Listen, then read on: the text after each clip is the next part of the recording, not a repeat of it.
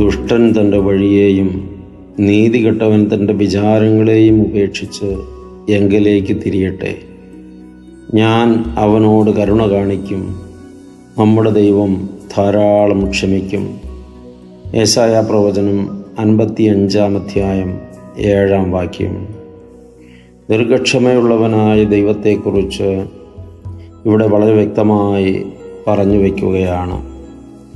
ദുഷ്ടത പ്രവർത്തിക്കുന്നവൻ തൻ്റെ വഴിയെ വിട്ടുതിരിയട്ടെ. നീതികെട്ടവർ തങ്ങളുടെ വിചാരങ്ങളെ ഉപേക്ഷിച്ച് ദൈവപക്ഷത്തേക്ക് മുഖം തിരിക്കട്ടെ.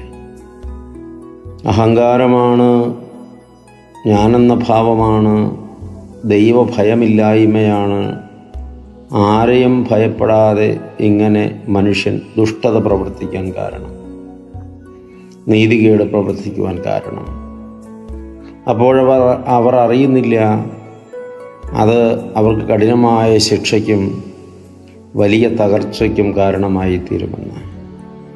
എന്നാൽ കർത്താവ് പറയുന്നത് ശിക്ഷയല്ല ദൈവത്തിൻ്റെ പ്രധാനപ്പെട്ട അജണ്ട.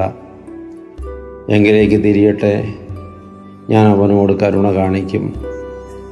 എത്ര ദുഷ്ടനോടും ഏത് നീതികെട്ടവനോടും കരുണ കാണിക്കാൻ മനസ്സുള്ള ദൈവമാണവൻ.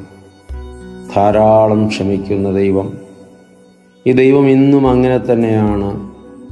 അതുകൊണ്ട് ദൈവപക്ഷത്തേക്ക് തിരിയുന്നവർക്കെല്ലാം കരുണ ലഭിക്കും. നിശ്ചയമായും കരുണ ലഭിക്കും. ദൈവം അനുഗ്രഹിക്കട്ടെ. ഒത്തിരി സ്നേഹത്തോടെ പാറേക്കര അച്ഛൻ.